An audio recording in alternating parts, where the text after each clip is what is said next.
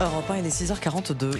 Dimitri, vous le disiez il y a un instant, effectivement, les négociations entre les producteurs et la grande distribution prennent fin demain soir. Et dans tout cela, la filière du lait est en première ligne. Alors ces négociations sont déjà terminées pour les petites exploitations.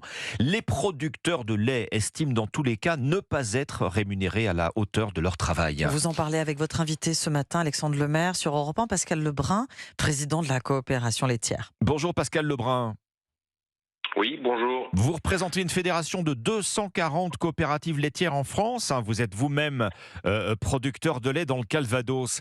Elles en sont où, les discussions avec la grande distribution alors? Est-ce que vous avez obtenu des hausses de prix?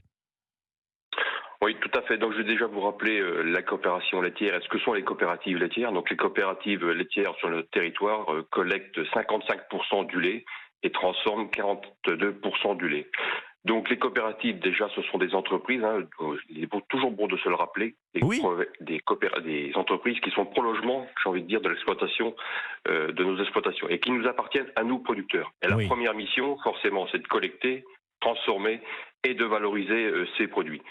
Donc, à travers la grande distribution, mais pas seulement. Donc, où on en est aujourd'hui?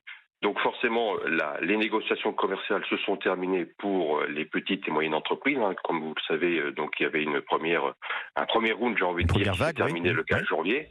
Et pour nous, qui n'est pas au rendez-vous.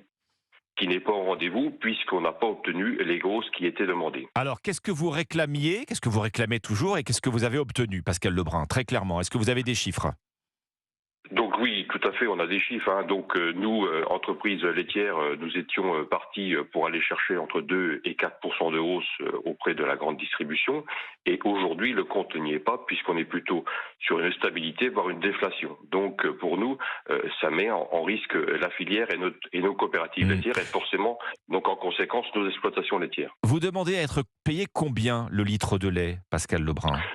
Déjà, pour rappeler, il est toujours bon de se rappeler quelques chiffres. Donc, la hausse des matières premières au niveau de nos entreprises laitières de transformation ne cesse d'augmenter. Je vais vous rappeler quelques chiffres. Les charges industrielles, pour nous, cette année, c'est encore plus 4%. Donc, l'énergie continue d'augmenter, quoi qu'on en dise, puisqu'il faut savoir que bon nombre d'entreprises se couvrent sur une longueur plus ou moins déterminée. Mais ces contrats, j'ai envie de dire, s'épuisent au fil du temps. Nous avons aussi tous les ingrédients, quand on prend, admettons, l'ultra frais, les yaourts, donc le sucre, les fruits continuent d'augmenter, et ça représente encore 4% de hausse pour cette année. Donc, il était nécessaire de passer ces hausses pour forcément payer nous, producteurs, à travers la matière première agricole, qui est le lait, et forcément, en conséquence aussi, les matières premières industrielles. Pascal Donc, il faut bien passer. Pour répondre à ma question, quel est votre seuil de rentabilité? À partir de quand vous commencez à gagner de l'argent sur un litre de lait? Combien vous demandez? Donc pour un producteur, c'est variable. Un producteur, le prix de revient pour un producteur, il y a forcément, comme dans tout modèle, il y a une hétérogénéité, mais il faut au moins avoir un prix du lait qui soit à hauteur de j'ai envie de dire, 430 à 450 euros payés aux producteurs.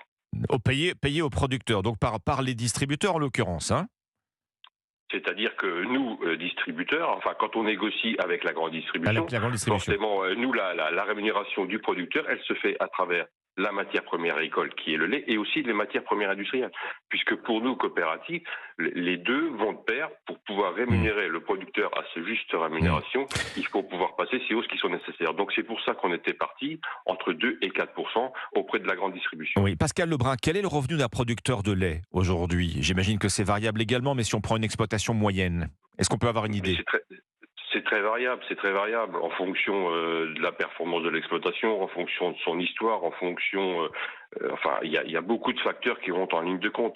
Mais la rémunération d'un producteur de lait moyenne, elle est entre 1 et 2 SMIC, quoi. Entre 1 et 2 SMIC, bon, sauf qu'on parle de 1 à 2 SMIC, mais là, c'est pas les 35 heures, c'est en réalité beaucoup plus.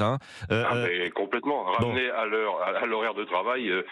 C'est largement insuffisant, mais on est autour de ça, autour d'aujourd'hui. C'est pour ça que de toute façon, le problème de la rémunération est vital pour pouvoir répondre aux enjeux qui sont les nôtres, c'est-à-dire l'attractivité et le renouvellement des générations. Et la souveraineté alimentaire, parce que les chiffres, l'évolution des chiffres nous montre que la collecte de lait diminue. Pascal Lebrun, ça vous pouvez nous le confirmer, au point que si on continue sur la même lignée, nous devrons importer du lait à partir de 2027. Nous ne serons plus autosuffisants en lait en France. Et c'est pour ça qu'il est urgent et c'est pour ça de toute façon qu'on reste forcément déterminé. On a vraiment des enjeux qui sont importants devant nous. Comme je viens de vous le dire, l'attractivité, le renouvellement des générations, c'est vital. Un producteur de lait sur deux, d'ici 7 ans, vont quitter le métier. Donc il est important de pouvoir renouveler et justement pour pouvoir continuer à être autosuffisant en lait en France. L'année dernière, sur l'année 2023, la collecte laitière a diminué de 2,7%. Ce qui est considérable. On a perdu en France 1 milliard de litres de lait en 3 ans. C'est un métier qui attire plus les jeunes. Il est plus assez rémunérateur. On en revient toujours au nerf de la guerre. Ils préfèrent se tourner vers les céréales s'ils choisissent le métier d'agriculteur. Et on peut pas, et nous, notre volonté, c'est pas celle-ci. Notre volonté, c'est de pouvoir justement attirer des jeunes. Bien sûr. Le métier d'éleveur laitier, c'est un très beau métier. Je vous rappelle, et je vous l'ai pas dit dans mon introduction, mais nous, producteurs de lait et la production laitière, on est à travers le territoire national. On apporte forcément de la vie économique à travers nos territoires, mais pas seulement. On apporte aussi forcément des paysages, etc. On apporte beaucoup de choses. Et le métier d'éleveur laitier reste un très beau métier. Oui. Et notre enjeu, c'est de pouvoir renouveler et d'attirer des jeunes. Et on a des jeunes. Il ne faut pas dire qu'on n'a pas de jeunes. On a des jeunes. Bon, c'est un métier. Voilà. C'est un métier de passionné, mais pour faire écho à ce slogan qu'on voit beaucoup sur les points de barrage des tracteurs, on aime notre métier, mais on aimerait simplement en vivre. Et c'est le message que vous nous faites passer, bien logique ce matin également, Pascal Lebrun. Merci. Je rappelle que vous êtes président de la coopération laitière, producteur de lait vous-même dans le Calvados. Merci à vous.